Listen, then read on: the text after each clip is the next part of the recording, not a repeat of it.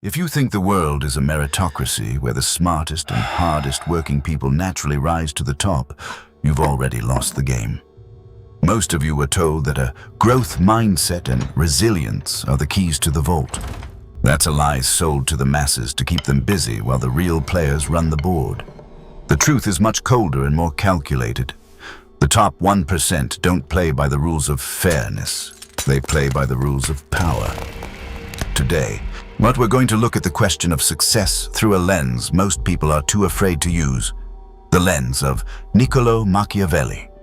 We've looked at the data and the history of those who actually win. And it turns out that people who succeed do so for very specific, often brutal reasons that have nothing to do with what you learned in a classroom. You've probably noticed that some of the most powerful people in the world seem, well, a bit slow. This isn't an accident. In psychology, it's called the Dunning-Kruger effect, where the most incompetent are often the most confident. Machiavelli understood this 5 centuries ago when he noted that the vulgar are always taken by what a thing seems to be. In the arena of power, confidence is a more effective weapon than actual competence. Look at how certain leaders command a room despite having no technical expertise. They don't need to know how the machine works. They just need to convince everyone else that they are the only ones fit to drive it. This helps explain why the world looks the way it does. Often, the people in power aren't the geniuses. They are the ones who are bold enough to seize the crown while the smart people were still analyzing the risks. You need to remember a vital lesson in strategy. Just because 2 things happen at the same time does not mean one caused the other. Where the hustle culture gurus love to tell you that successful people get up at 4 o'clock in the morning. They show you the CEO of a multi-billion-dollar firm hitting the gym while you're still dreaming. But listen closely. Getting up at 4 a.m. does not make you a billionaire. If it did, your local baker would be the richest man in town. This is a classic case of confusing the symptom with the cure. Successful people are motivated, resilient, and disciplined because they are winning. But when you are rich and powerful, the world rewards your efforts instantly. That makes it very easy to have a growth mindset. It's easy to be humble when you've already won. The self-control and the deliberate practice aren't the things that make you rich. They are the luxury goods of those who have already secured their position. So, if hard work and mindset aren't the primary drivers, what is? We know for a fact that the children of the wealthy are exponentially more likely to succeed than the children of the poor, regardless of their actual intelligence. Macroeconomic data shows us that your performance in school is almost irrelevant compared to the size of your father's bank account. This is because the rich and the poor are playing 2 completely different games when it comes to education. For the poor, a degree is a credential, a piece of paper that says you are allowed to work. For the elite, a degree from Harvard or Yale is a signal. It's a tribal marking. As Machiavelli said, men in general judge more by the eye than by the hand. The elite don't go to these schools to learn calculus. They go to meet other rich kids and build a fortress of connections. Consider the story of Stephen Schwarzman, the co-founder of Blackstone. When he was at Yale, he wasn't just studying. He was becoming part of the Skull and Bones Society. Now he was building a network of people who would eventually run the world's financial systems. When a kid like that graduates, he doesn't need credentials because he has a network of family friends who run the companies he wants to join. The degree is just a flag that says, "I am one of you." Meanwhile, the poor kid gets perfect grades at a state school but knows no one. That he has the credential but lacks the signal. Just like the famous marshmallow test isn't really about self-control, but about whether the child trusts the adult to actually bring the second marshmallow, college isn't about intelligence, it's about social capital. The system pretends to be a ladder anyone can climb, but it's actually a gatekeeper designed to favor those who already have the keys. If you're starting to see the world for what it actually is, then you're already ahead of 99% of the population. We are building a community here for those who want to stop being the sheep and start understanding the wolves. Before we move into how the elite actually train their children to dominate, I want to invite you to join us. Subscribe to the channel and join a growing community of high performers who are committed to seeing the world through the lens of truth and shared growth. This is where we discuss the strategies that the top 1% use to stay on top. Do you agree that a network is more valuable than a degree in today's world? Comment the word network below to affirm your focus on building the right connections. If you want to understand why the hierarchy never changes, you have to look at how the next generation is programmed. It starts in the cradle. There are three major differences in how the elite and the masses raise their children, and these differences determine who will eventually command and who will obey. The first is linguistic warfare. Rich parents don't just talk more to their kids, they use language as a strategic tool, while a struggling family might rely on short or authoritarian commands like no, stop, or go away. The elite use high-level vocabulary and complex reasoning from day one. They are teaching their children the art of the fox, the diplomat who wins through words rather than force. Machiavelli once observed that the first method for estimating the intelligence of a ruler is to look at the men he has around him. And in the elite household, the parents act as the first ministers. They're grooming the child to navigate high-stakes environments. They aren't just communicating. They're installing a software of dominance. The second difference is the attitude toward authority. This is where the divide becomes a chasm. Imagine a child touches a hot stove and gets burned. In a low-income household, the reaction is often a sharp command or a threat. Don't you ever do that again, or I'll give you something to cry about.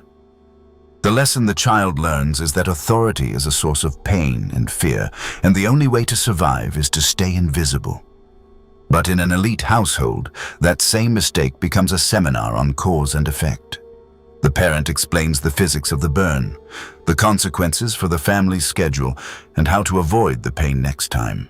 Yet they treat the child with a level of respect that signals you are an important person in this world.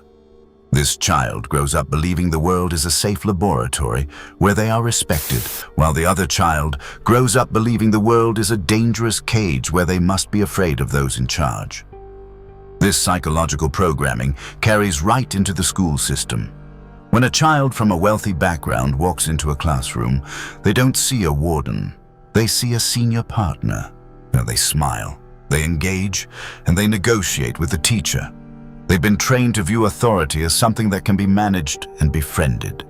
The teacher, in turn, views them as a leader or a gifted student. Meanwhile, the child from a volatile background enters the room in a state of hyper-vigilance.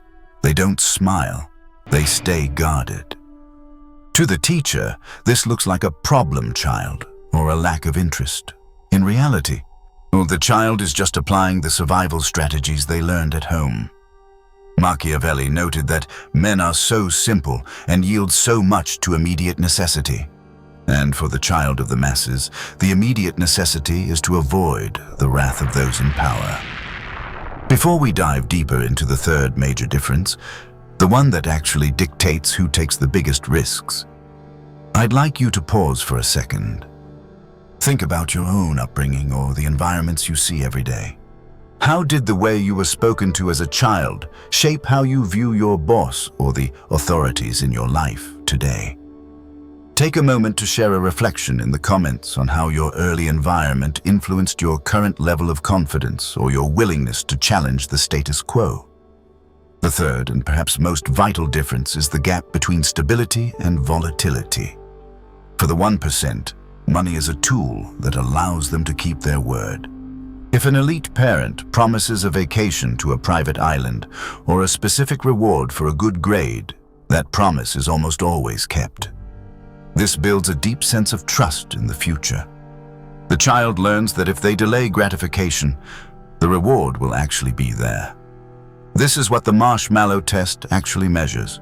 It's not a test of self-control. It's a test of whether you believe the person in the white coat is a liar. If you're a kid from a home where the rent might not be paid or the promise of a toy is broken because the car broke down, you'd be a fool not to eat the marshmallow immediately. In a volatile world, now is the only thing you can count on. This is why the elite are so much better at resilience and long-term thinking. It's not that they have better genes, it's that they have a safety net that makes waiting a rational strategy. And they can afford to be the lion because they know no one is going to pull the rug out from under them. Historically, look at the training of the young elite in places like the British East India Company or the modern-day princelings in global tech dynasties. They are given small empires to manage early on, with the full knowledge that if they fail, the family will catch them.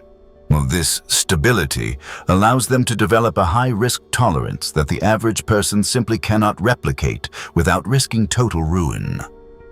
They are playing a game of win big, while everyone else is just playing don't lose. And as we're about to see, this difference in how they view risk is exactly why the legal system and the financial markets look like two completely different worlds depending on which side of the line you're standing on.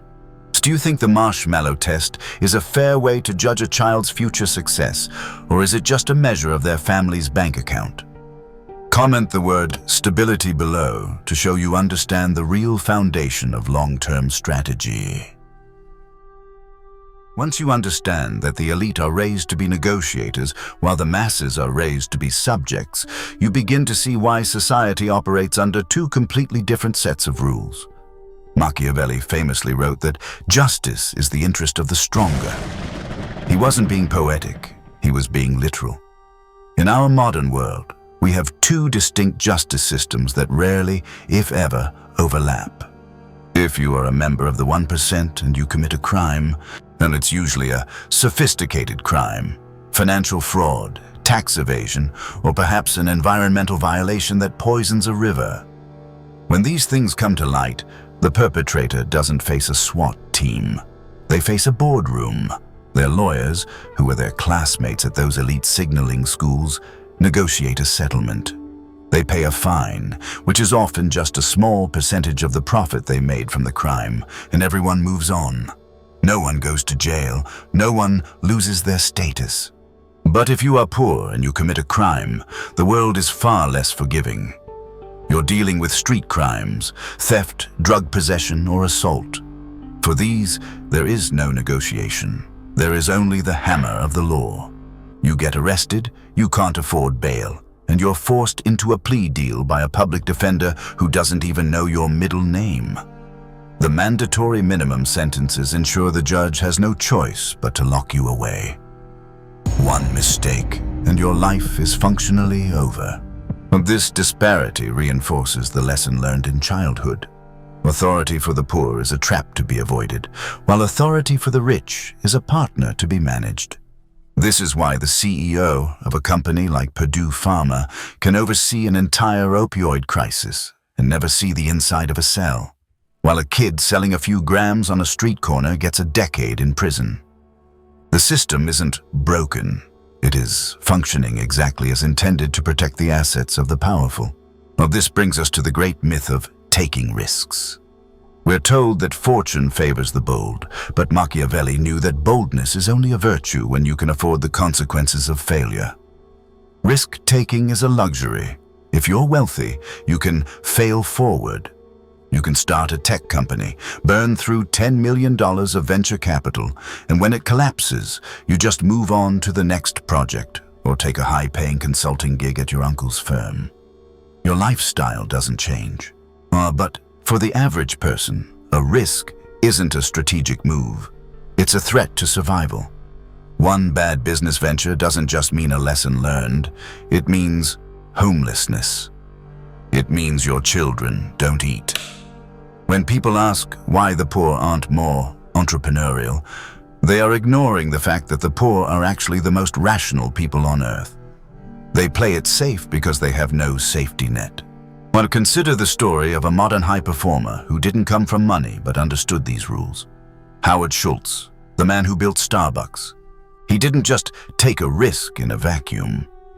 He spent years meticulously navigating the world of the elite, learning how to speak their language and secure their backing before he ever made his move. He knew that to rise, that he had to abandon his community's mindset of playing not to lose and adopt the elite's mindset of playing to win. even when the stakes were his entire future. This is what Machiavelli called virtù, the prowess and skill to overcome the whims of fortuna. Historically, there were only a few ways to jump the fence between these two worlds: war, marriage, or radical immigration. In the past, doing something extraordinary on the battlefield was the fastest way to get a title and land.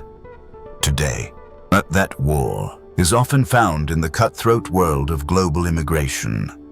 Think about the brain drain.